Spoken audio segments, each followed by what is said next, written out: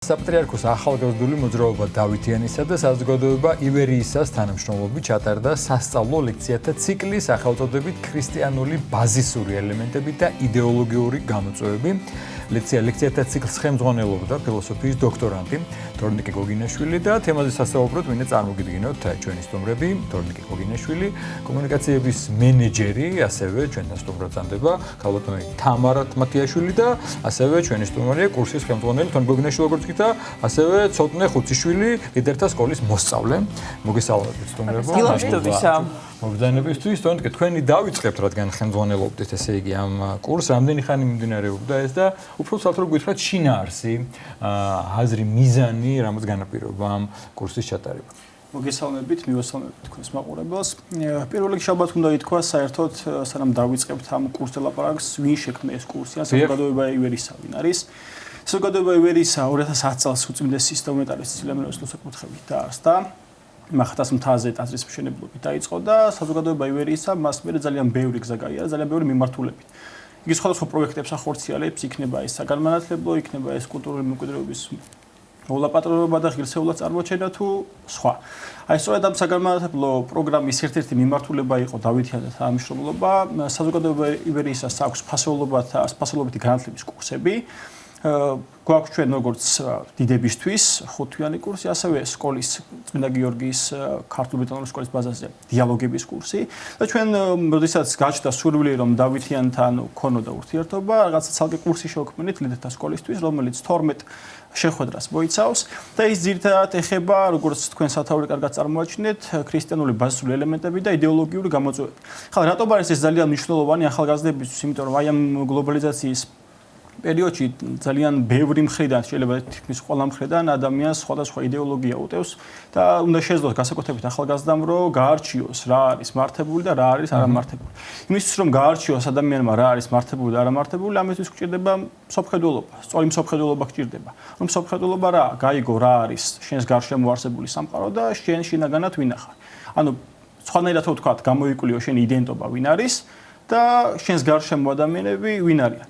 ამისთვის კი საუკეთესო მოცემულობა მსოფლმხედველობის ჩამოყალიბებისთვის არის უმთავრესად რელიგიას მერე შემდგომ ფილოსოფია მოყვება, მეცნიერება, ხელოვნება, კულტურა და ასე შემდეგ. აი ვფიქრობთ რომ აი ეს ქრისტიანული ბაზისური ელემენტები წინ წამოწყობილი რადგანაც აქვს, აი ეს არის რომ ქრისტიანობა არის სწორედ ის ერთადერთი რელიგია, რომელსაც შეიძლება რომ სწორი მსოფლმხედველობა დაიყვნოს და ადამიანმა აი ამ გაურკვეველ დღეში რაღაცა სწორი ორიენტირება გზამკვლევად გამოვიყენოთ. შვენიერი ესე ფორმულირება იყო. თამარა, ბატონი თორნიკე ხელმძღვანელობდა ლექციათა ციკლს, რომელზეც ვსაუბრობთ და საინტერესო ვინ იყვნენ სხვა ლექტორები, მენტორები თუ აი როგორ შეიძლება ისინი მოიხსენოთ, პედაგოგები, ასევე აუდიტორია, ვისთვისაც ტარდებოდა ეს ლექციები. კიდევ ერთხელ მოგესალმებით. აუდიტორია, რომელიც უსმენდა ბატონი თორნიკეს კურსს და არა მხოლოდ მას, ეს არის ლიდერთა სკოლა. ლიდერთა სკოლაში მოსწავლეები არიან დაკომპლექტებულები პროექტ წიგნიერი ლიდერის გავლის შემდეგ, ანუ მეათე კლასელები, რომლებმაც უკვე ერთწლიანი სასწავლო პროგრამა გაიარეს დავითიანში, პროექტ წიგნიერი ლიდერის ფარგლებში, ამის შემდეგ უკვე დაკომპლექტდნენ აქედან ლიდერთა სკოლის მოსწავლეები, ანუ უკვე შემდგომი წელია მე-11 კლასის მოსწავლეები არიან და უკვე იმ ლიდერულ თვისებებზე მუშაობას, იმ პროექტების წერაზე მუშაობას და სხვადასხვა ზოგადად ამ რელიგიურ საკითხებზე ფიქრს და ასე რომ ვთქვათ ცნობიერების ამაღლებას უკვე სხვა ეტაპზე გადადიან უფრო ასე რომ ვთქვათ მაღალი დონით თუ შეიძლება ასე ითქვას, მიეწოდებათ ეს ინფორმაცია ჩვენთან და იღებენ სხვადასხვა გამოცდილებებს. პირველი რაც ჩატარდა ლიდერთა სკოლაში, ეს იყო ის კურსი, რომელზეც ახლა ჩვენ ვსაუბრობთ, ქრისტიანული ბაზისური ელემენტები და იდეოლოგიური გამოწვევები, თუმცა და ამ კურსის განმავლობაში მხოლოდ თორნიკესთან ჰქონდათ შეხვედრა მოსწავლეებს. 12 ლექცია თქვენ ჩაატარეთ, ხო? დიახ, 12 ლექციას ბატონი თორნიკე ხელმძღვანელობდა, თუმცა ამით არ შემოიფარგლება, ახლა ჩვენ ძალიან ბევრი საინტერესო შეხვედრა გვაქვს დაგეგმილი სხვადასხვა პროფესიის ადამიანთა, სხვადასხვა რაკურსით რომ მივაწოდოთ ის ინფორმაციები, რაც ამ ახალგაზრდებს შესაძლებელია რომ მომავალში ცხოვრებაში გამოადგეთ და თუნდაც პიროვნული განვითარებისთვის და თუნდაც ის რომ შემდგომ ხო, მათი განვითარებით ვიღებთ იმას, რომ კარგი ახალგაზრდები, ასე რომ ვთქვათ, პიროვნულად განვითარებული ახალგაზრდები ეყოლება ჩვენს ქვეყანას, ხო? და გაეცნობიან სხვადასხვა მრავალ ასე რომ ვთქვათ, საკითხს, მრავალი მიმართულებით დიახ. ცოტნე, აი მინდა კითხო თქვენ წარმოგიდგენთ ლიდერთა სკოლა სწორედ და რა იყო თქვენთვის საინტერესო ამ ციკლში, რა მიიღეთ, რამდენად მოხდა იმის გააზრება, რაზეც აი შესანიშნავად ჩამოყალიბა თორნიკე მერგელი გზააკვლევად დაგვისახა შინაარსი და რა მოგცა თქვენ?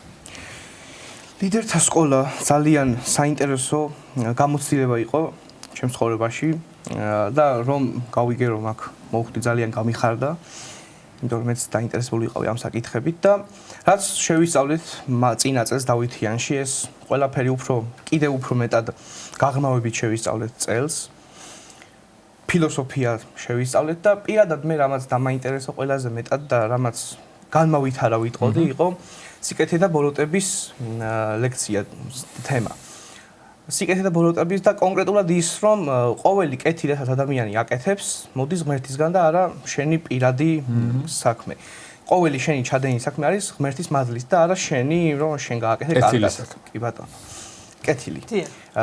და ეს გამის გაანალიზება რომ ყოველივე კეთილი შენი ჩადენილი კეთილი ეკუთვნის ღმერთს და არა პირადად შენი გეხმარება, რა ქვია, თავმდაბლობის გაძლიერებაში. რაც თავმდაბლობა არის ძალიან მნიშვნელოვანი რამ ადამიანის ცხოვრებაში, როგორც წმინდა მამები ამბობენ, თავმდაბლობა არის ის რითიც ეშმაკი უნდა დაამარცხო და რითიც მას უნდა აჯობო.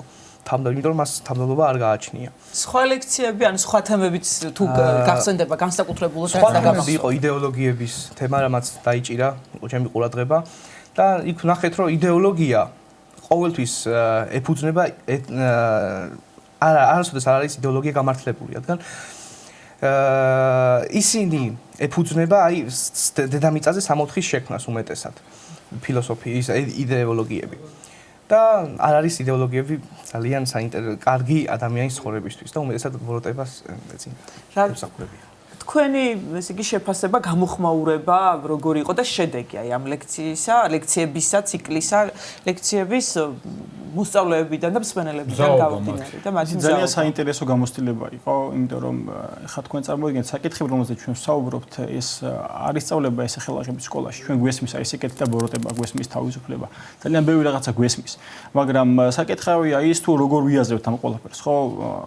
თუ თანამედროვე სამყაროს, ესე იგი პოსტმოდერნულ სამყაროს დაუჯერებთ, იმდენი ჭეშმარიტება არსებობს, რამდენი სუბიექტიც აქვს. და ყველაფერი თავიდაბოლომდე სუბიექტივიზმამდე დაყავთ ადამიანებს. ამიტომ საკითხები, რომლებიც ჩვენ განვიხილეთ, არ იყო მხოლოდ რელიგიური პერსპექტივით, არ იყო მხოლოდ ფილოსოფიური პერსპექტივით. ეს ფაქტობრივად ყველა პერსპექტივით იყო. ჩვენ თავისუფლება განვიხილეთ ისეთი რელიგიური მიმართულების ქვეშ, როგორც არის პანთეიზმი, მაგალითად, რომელიც ამბობს, რომ ღმერთი და სამყარო იგივეა და თუ სამყარო იგივეა, რაც ღმერთი შესაბამისად, მაშინ ყველაფერი, რაც ამ სამყაროში ხდება, ღმერთისგან ხდება, ღმერთი აკეთებს და შენ ალტერნატივა არ გაგაჩნია, ესე უნდა იყოს და მორჩა. ამ ადამიანებს, აი ამ ახალგაზრდებს ძალიან კარგი მიმღებულობა ჰქონდათ. ეხლა მიმღებულობა ამას, იმიტომ კი არ ვიძახი რომ დაუშვათ, ან კითხვა არ დაისვა.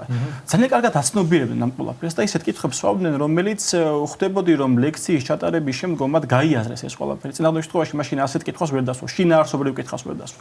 და ეს თუ მოწურავდით ერთ საათს გადავაჭარბებდით და კიდე გადავაჭარბდით და მეორე ჯგუფიც მოვიდა და მე უკვე ძალაზე ვიყავით, რომ წადი. ანუ დისკუსიებსაც მოიცავდა ლექციების ფორმა. და კი იცით რა, ფორმატი ზოგადად როგორც აი საზოგადოება იერისაც ცდილობს რომ ადამიანებს მიაწოდოს ეს ყველაფერი, ხო, განსაკუთრებით ბავშვებში ეს დიალოგების ფორმა არის და დიალოგი ნიშნავს იმას, რომ ჩვენ ერთ თემოვე საკითხზე ვცდილობთ რომ ვისაუბროთ აი ჯანსაღი აზრის გასვლა გამოსვლის ფორმატში. ამიტომ აი მათ შედეგებსაც დავშვენებს ის მონდომება, რაც მათ აი ბოლო დასკვნით გაკვეთილზე შეიძლება ასე ითქვას, პრეზენტაციები რომ წარმოადგინეს რა, თითოეული შეეცადა რომ რაღაცა თავისი თვალით დაენახა, ზოგმა შეძლო რომ რაღაც ფილმებზე გაევლო პარალელი, ზოგმა თავისი იდეა წარმოაჩინა დაუშვათ მეცნიერებას და რელიგიის, ზოგმა ერთ-ერთმა ეხა უცებ გამახსენდა და თავისუფლება მამარდაშვილის ფილოსოფიასთან რაღაცა პარალელები დაიჭირა. ანუ ჩვენ რო დავიწყეთ ეს კურსი გასწრებით შეხვდა რომ ქონდა ის რაღაცა ვთქვით რომ ჩვენ შევესწრებით რომ თქვენი ტვინები გავაღიზიანოთ და აი დასკვნითი შეხვედრა რომ იყო და დამაგვირგვინებელ და ჯილდოების გადაცემისა იქაც აღნიშნეთ რომ მე მგონი ეს მოვახერხეთ და გავაღიზიანეთ ტვინებით უყენ მოსულ გაღიზიანებული ტვინებით თამარ რადგან დღეს იმყოფები ჩვენთან სტუდიაში და ამაზე ვსაუბრობთ ეს ნიშნავს იმას რომ წარმატებული იყოს ლისკეთა ციკლი გაგრძელდება თუ არა და იქნება თუ არა ეს სხვა იმიტომ რომ ალბათ რო ვისმენთ აუსმენთ ცოტნეს ბევრ შეიძლება გავუშვით სურვილი რომ მათაც დაინტერესო და იქნება თუ არა ეს რაღაცა მრავალჯერად რა თქმა უნდა ჩვენ გვაქვს ჩვენს დავითიანსაც და საზოგადოება ივერიასაც აქვს სურვილი იმის რომ ჩვენი თანამშრომლობა გაგრძელდეს ანუ ეს ლექციათა კურსი გაგრძელდეს დავითიანში რადგან ეს ლიდერთა სკოლის ეს მოსწავლეები ახლა ერთი წლით არიან ჩართულები და ახალი ნაკადს უკვე მივიღებთ შემდეგ წელს შესაბამისად წელიწადში ერთხელ მოხდება ამ კურსის განახლება რაც შეეხება ინტერესს და